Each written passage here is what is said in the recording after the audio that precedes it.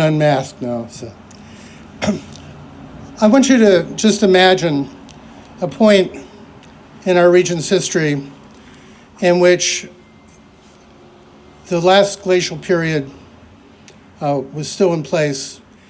People had come across the Bering Strait, and one of the funneling places they came through is Lookout Mountain in Goshen, what we're calling Dutchess Quarry Cave. I prefer calling it Lookout Mountain.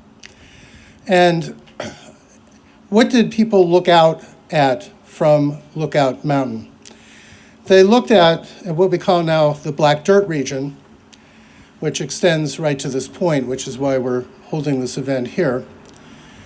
And that Black Dirt region at that time was really a primordial swamp. It was an Atlantic white cedar swamp, and it was filled with all kinds of life, including species that are now extinct, and which we have some connection to through the things that have been found in the caves, giant beaver.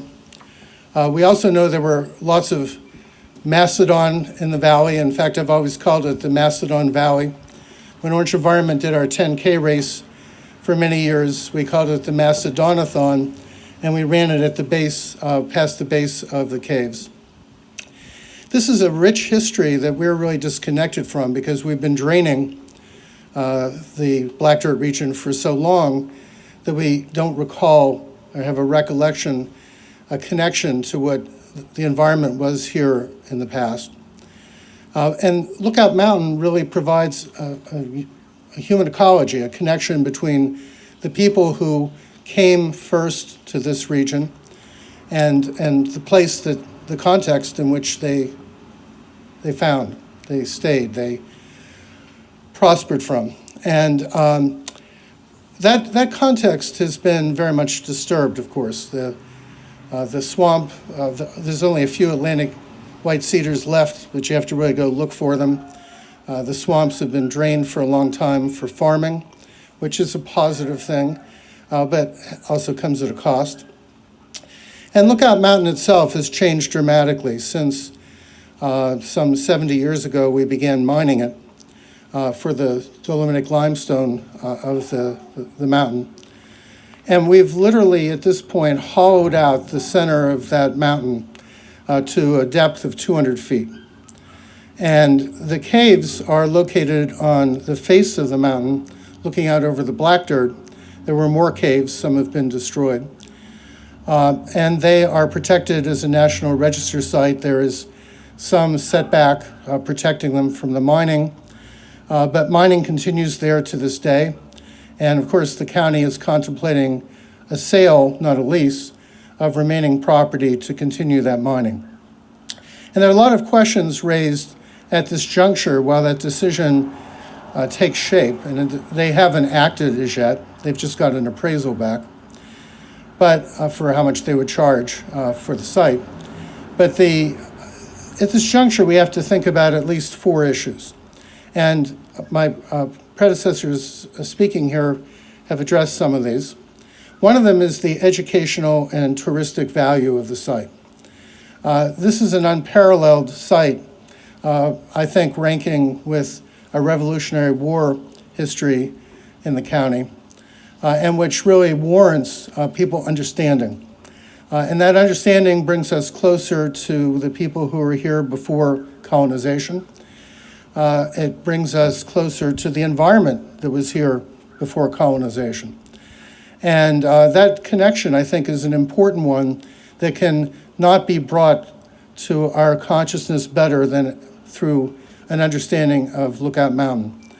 And so there's an incredible opportunity here, and that's an opportunity that when Orange Environment originally worked on this back in the 80s, I had proposed a museum or an interpretive center. That idea is still alive. It was just mentioned by Jeff. It's time to really do that and to really take the archaeological history and the current history and the ecological history of this region and put it together and try to make sense out of it and learn from it. So that opportunity could be destroyed if the caves are destroyed. So a second issue has to do with the issues of fragility of the caves. As mining continues, blasting continues, as the context is changed, as the caves are continually isolated on really a precipice which used to be a mountain, which has been carved away around it. And so we have to really ask the question of what's the lifetime of these caves? They've been here since primordial times, but are we changing the environment in a way that will destroy them? And of course, we don't want to have access to them. That would be destructive.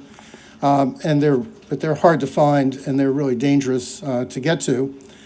So they're somewhat protected. But they need to be protected more in terms of access, but they need to be protected completely in terms of everything that will give longevity to the site. And we don't fully necessarily understand what those conditions are. To what extent does mining and blasting jeopardize them? To what extent are the sites drying out by virtue of the changes that have already been made? And I'll talk in a moment about a third factor, which is that the county has allowed the removal of material from Lookout Mountain for a long time. At the same time, it's never really thought through what would happen in the long run, and it's caught in a very disastrous situation at the moment, which is that you have this huge pit. The pit has no water in it because it's actively pumped out in order to allow the mining to occur. Should that pumping cease, presumably the pit would fill up and you would have Lake Lookout or Lookout Lake. You would have a large body of water that would be created. And it's even more complicated than that because this is dolomitic limestone, which is soluble in water. It's karst topography. And as a result, having that water there is not necessarily literally a neutral condition. It's a condition that would change the future of the caves itself.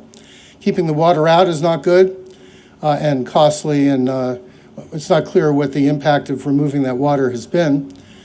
But putting the water back in comes with uncertainties.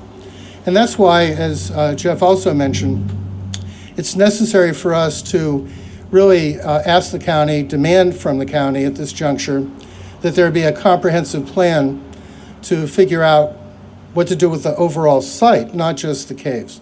You can't really disconnect the future of the caves from the future of the overall site.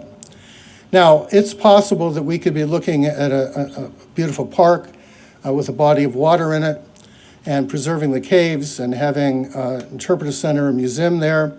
So the overall master plan could be very visionary, and it could be a really wonderful thing for the future. We have to figure out how to get from where we are now, which is a giant hole in the ground, with a very fragile precipice with these totally invaluable caves in them, to where we might be able to get to. And there needs to be a lot of study and work done to get from here to there. It's not something that any of us understand well enough to just say we should do this, this, and this. We need to really work at it. And that's for that reason, Orange Environment has joined a call to really have the county do a comprehensive plan for the site, to not move forward, certainly without doing SEEKR, the State Environmental Quality Review Act. But SEEKR can be combined with planning, and whether it's done through SEEKR or it's done separately, there needs to be a major plan done for the site. I want to just, before I conclude, talk about the fourth point here. The presence of Chief Mann here is no accident. We invited the chief to become involved, and the Ramapo Lenape and our indigenous peoples to become involved in this site, because this is really where there's the presence of the ancestors, the original peoples who came to this area. And it therefore has to be looked at as a sacred site. It is not just a wall of limestone with some caves in them. It is a site that deserves our respect and our protection and our understanding of its importance. And so the involvement of the chief here today is not just to give a blessing, but it's also to introduce into the mix of people who are stakeholders concerned with shaping the future of the site, protecting the site, understanding the site, deriving from the site values that may go beyond what Western people can understand. This is really drawing a full potential from the site, and I'm so happy to see you here today. So we have lots of different values at stake here, and we have a way forward, which is for the county not to sell it at the juncture, and at the moment we're opposed to the sale. Instead, what we want is the study. I also think it would be useful to do something that Orange Environment has done a number of times in the past, which is to create what we used to call a party of interest process, but it's an extension of what the legislature has already talked about as an advisory board, where we bring the key stakeholders together to work with the county, pull the different agents of the county together, and we really try to create the kind of dialogue and the intention of getting the research that needs to be done with all stakeholders participating that can allow us to move forward and really protect the site, protect the context, make decisions that make the most sense, and really derive the kind of educational value that the site has. So those are the things that we are seeking to have happen. I'm really happy that you've all joined us today, and I want to just mention a number of things, which is that in the past, we've worked very closely with the Orange County Archaeological Society, and I assume we have some reps here, but I want to just acknowledge that lots of archaeologists and people interested in archaeology have been attached to the site over a long period of time. And Barry certainly represents that group. And I'm very happy, Barry, that you joined us today. But we want to acknowledge all that participation and draw from it. There's an enormous amount of literature written about the site. It's heavily studied. We have a lot more to learn from it, but the Archaeological Society has been a key player there. I want to acknowledge Mary Altobelli, who reminded me this morning that she had done a project at one of our events many, many years ago where she actually created a model of the caves in order to explain them. But Mary has emerged as an activist on behalf of the caves.